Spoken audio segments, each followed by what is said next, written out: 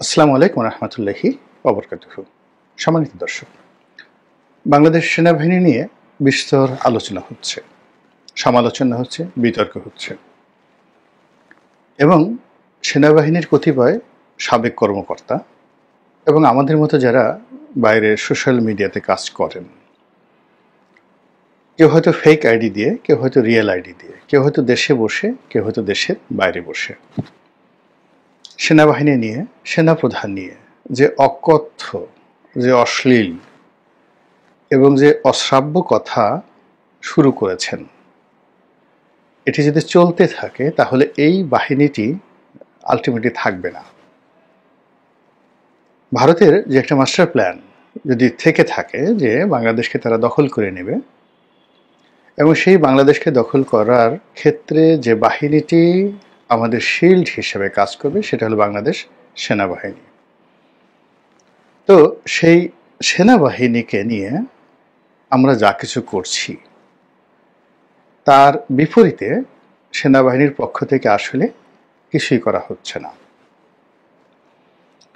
আমাদের দেশে একটা ভীষণ রকম যাকে বলা হয় প্রথা রয়েছে, সেটা হলো মানুষ একটু টাকা পয়সা হলেই বাঘ লালন পালন করার স্বপ্ন দেখে। এখন বাঘ লালন পালন করার অনেকগুলো নিয়ম আছে, মধ্যপ্রাচ্য হয়, বাংলাদেশের স্বপ্ন দেখে, কিন্তু এখন পর্যন্ত কোনো বাঙালি রাজা বাদশা আজ পর্যন্ত কেউ বাঘ পালন করেছে এরকম দৃশ্য আমি বাংলাদেশে দেখিনি। তবে হ্যাঁ, সিনেমায় দেখা যায় যে ভারতের নিজাম তিনি তার রাজদরবারে বাঘ পুষতেন এবং তার সিংহাসনের পাশে একটি বাঘ থাকতো। ইদানিং চলচ্চিত্রে সেটা দেখা যাচ্ছে, বাস্তব ঘটনা আমরা কিন্তু সেটা জানি না। আমরা যেটা জানি যে বড় বড় রাজা বাদশারা বাঘ শিকার করতেন, অনেক বীরেরা বাঘ শিকার করতেন, ওই পর্যন্তই। কিন্তু আমাদের যে রাষ্ট্রযন্ত্র, সে রাষ্ট্রযন্ত্রে বাঘ বা রয়্যাল বেঙ্গল টাইগার রূপে সত্যিকার অর্থে যারা আমাদেরকে পাহারা দেন তারা হলেন সেই সেনাবাহিনী। এই সেনাবাহিনীর ইতিহাস আজকের নয়, সেই যে প্রথম সম্রাট শারগন সেই জমানা থেকে সেনাবাহিনী। তারপর মধ্যযুগে যখন অটোম্যানরা একটা প্রথম যাকে বলা হয় আর্টিলারি তারা গঠন করেছিলেন একেবারে নিয়মিত, এর আগ পর্যন্ত যেটা হলো সেনাবাহিনীর ধরন এবং প্রকৃতি ছিল আলাদা। কিন্তু সারা পৃথিবীতে মুসলমানরাই প্রথম একটা নিয়মিত সেনাবাহিনী, যেটা আজকে আমরা বাংলাদেশে ব্যবহার করছি, সারা দুনিয়াতে ব্যবহার করছে। তো সেই সেনাবাহিনীর নাম তারা দিয়েছিল জেনিসারি বাহিনী। এটি তারা বিশেষভাবে তৈরি করেছিল।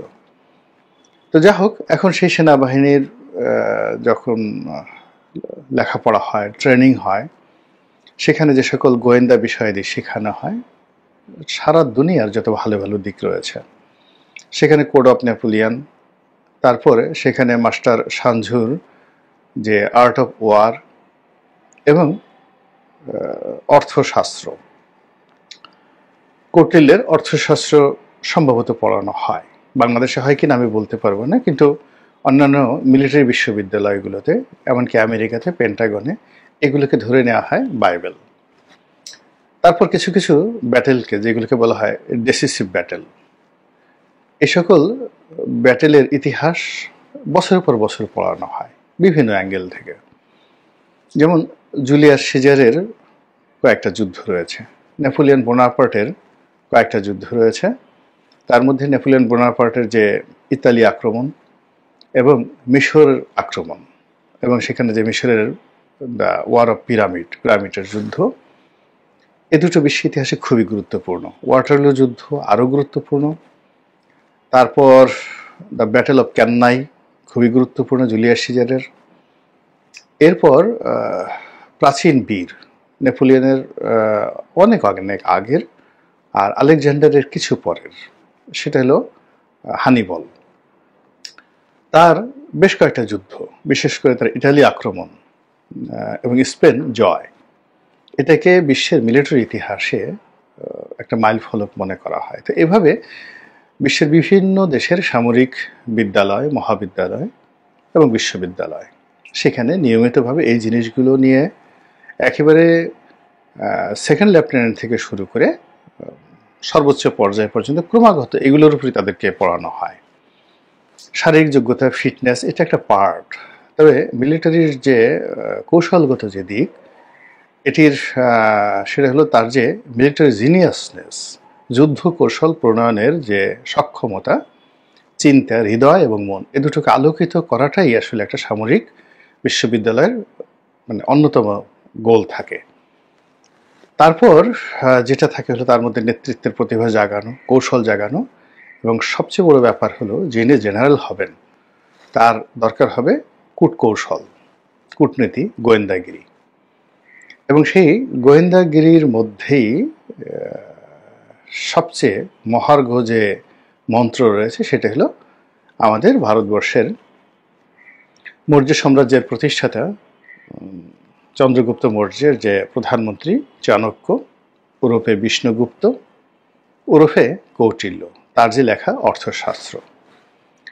তো সেই অর্থশাস্ত্রে সেনাবাহিনীর জন্য, রাজার জন্য, সেনাপতির জন্য একটা আলাদা বিভাগ আছে। সেখানে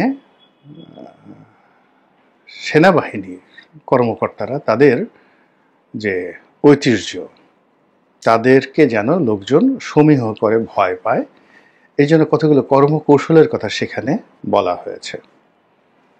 আমাদের দেশের সেনাবাহিনীর বা সেনাবাহিনীর কর্তারা এই বিষয়গুলো পড়েছেন অথবা ভুলে গেছেন, অথবা পড়েছেন ভুলেননি, কিন্তু এগুলো প্রয়োগ করতে তারা সাহসী হচ্ছেন না। তারা রাস্তাঘাটে এই গত 7-8 মাসে যেভাবে অপদস্থ হয়েছেন, যেভাবে অপমানিত হয়েছেন, অনেকে বাংলাদেশের সামরিক শাসনের কথা বলেন। আমার কাছে মনে হচ্ছে যে এরকম অবদমিত মন নিয়ে, অপমানিত শরীর নিয়ে অত্যাচার করা সম্ভব, জুলুম করা সম্ভব, কিন্তু শাসন করা সম্ভব নয়। শাসন করার জন্য একটা প্রশান্ত চিত্ত দরকার আছে, যেটি সাবেক সরকারের ছিল না। এমনকি আমাদের কারোর মধ্যে সেটা ছিল না। শুধুমাত্র 2 জনের মোটামুটি একটা প্রশান্ত আত্মা ছিল, সেটা হলো জিয়াউর রহমান সাহেবের আর এরশাদ সাহেবের। ফলে তাদের জমানাতে শত শত বিতর্ক থাকা সত্ত্বেও আমরা একটা চমৎকার রাষ্ট্রীয় বিধি ব্যবস্থা, প্রশাসন যন্ত্র আমরা পেয়েছিলাম। আর অন্যান্য যারা এসেছেন, হতাশা ছিল, জুলুম ছিল, নির্যাতন ছিল মনের মধ্যে, প্রতিহিংসা ছিল, তারপর অশিক্ষা ছিল, কুশিক্ষা ছিল, নানা রকম অসঙ্গতি ছিল, পরিবেশ পরিস্থিতি প্রতিকূল ছিল। ফলে তারা কোনো লিগেসি তৈরি করতে পারেনি। অধিকাংশ তারা যে সকল বদনজির, ব্যাড ইনস্ট্যান্স তৈরি করে গেছে, সেগুলো এখন ভাইরাস আকারে পুরো প্রশাসন যন্ত্রে রীতিমতো জ্বালাচ্ছে। তো যেটা বলছিলাম যে সেনাবাহিনীকে নিয়ে যদি আমাদেরকে কাজ করতে হয়, তাহলে তাদের শরীর ঠিক রাখতে হবে, মন ঠিক রাখতে হবে, মস্তিষ্ক ঠিক রাখতে হবে, এবং তাদের যে অহংকারের জায়গা, অহমিকার জায়গা, গর্বের যে জায়গা, সেই জায়গাগুলো সেই জায়গাতে আঘাত করা যাবে না। এখন কৌশলে হোক কিংবা চক্রান্ত করে হোক, তাদের শরীরে দীর্ঘদিন ধরে মেদ জমিয়ে দেওয়া হয়েছে, মানে মুভমেন্ট করার অনুপযুক্ত করে দেওয়া হয়েছে বিরাট এক সংখ্যক কর্মকর্তাদেরকে। তারা বেল্ট পরবেন না, তাদের শরীরে মেদ হয়ে গেছে, ভুঁড়ি হয়ে গেছে। 3 বেলা তাদেরকে খাবার দেওয়া হয়েছে। তাদেরকে অস্ত্র ট্রেনিংয়ের পরিবর্তে দামি গাড়ি, দামি বাড়ি, ব্যবসা বাণিজ্য, বড় বড় পোর্টফোলিও, বিদেশে ঘন ঘন বিদেশ যাত্রার সুযোগ সুবিধা, এবং রিটায়ার্ড করার পরে বা আগে ব্যবসা বাণিজ্য দিয়ে তাদের যে সামরিক চরিত্র, এটাকে রীতিমতো তছনছ করে দেওয়া হয়েছে।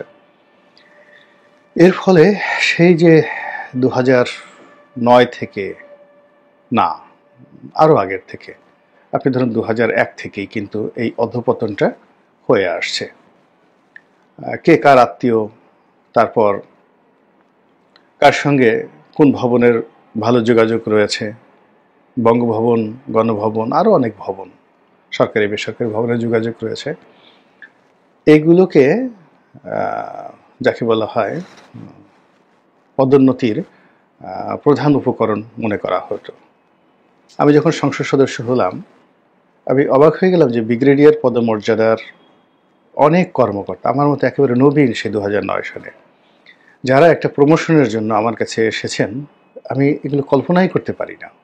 তাহলে বুঝেন যে সেনাবাহিনীর মধ্যে রাজনীতিকরণটা 2009 সনে শুরু হয়নি বা তারপরে শুরু হয়নি, আগের থেকে শুরু হয়েছিল।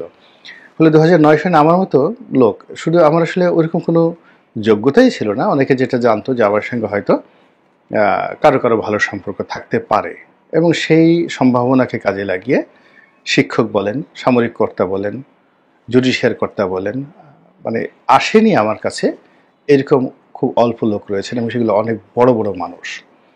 মানে এই যে তাদের মধ্যে যে একটা দলদাসপনা, দলীয় বৃত্তি ঢুকিয়ে দেওয়া হয়েছে, সেটা এখন এমন একটা পর্যায়ে চলে আসছে যার ফলে কি হচ্ছে, রায়ট দমন করতে গিয়ে, উপজেলাতে অপারেশন পরিচালনা করতে গিয়ে তারা প্রায়ই অবমাননাকর, অস্বস্তিকর পরিস্থিতিতে পড়ে যাচ্ছে।